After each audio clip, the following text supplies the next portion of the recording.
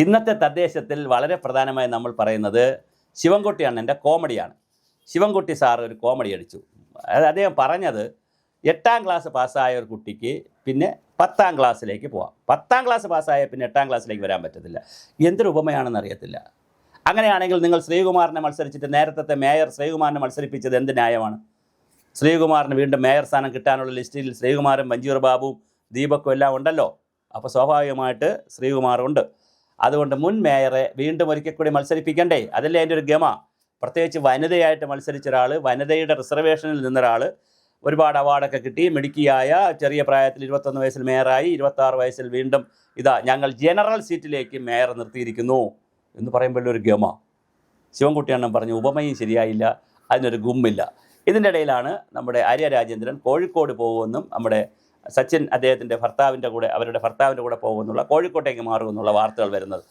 എന്തായാലും അപ്പുറത്ത് ശ്രീലേഖ IPS പിന്നെ നമ്മുടെ പത്മിനി തോമസും മഹേശ്വരൻ നായരും വലിയ വലിയ ടീം VV രാജേഷും ഒക്കെ നിൽക്കുമ്പോൾ സ്വാഭാവികമായിട്ട് ആര്യ രാജേന്ദ്രനെ കൊടുത്ത് നിർത്തി നിങ്ങൾക്ക് ക്രെഡിറ്റ് അടിക്കാമായിരുന്നു. ക്രെഡിറ്റ് എങ്ങനെയാണെന്ന് വെച്ചാൽ, വനിതകളുടെ സംവരണമുള്ളൊരു സീറ്റിൽ ഞങ്ങൾ വനിതയെ നിർത്തി, ശരി, ജനറൽ സീറ്റായപ്പോഴും ഞങ്ങൾ വനിതയെ നിർത്തിയിരിക്കുന്നു എന്ന് പറഞ്ഞ് നിങ്ങൾക്കൊരു ക്രെഡിറ്റ് അടിക്കാമായിരുന്നു. ആ ക്രെഡിറ്റിൻ്റെ അവസരമാണ് ഇല്ലാതാക്കിയെന്ന് മാത്രമല്ല, ശിവൻകുട്ടി സാറിനോട് പറയാനുള്ളത്, എല്ലാറ്റിലും കയറി അഭിപ്രായം പറയരുത്. ചില കാര്യങ്ങളിൽ മിണ്ടാതിരിക്കുന്നതാണ്.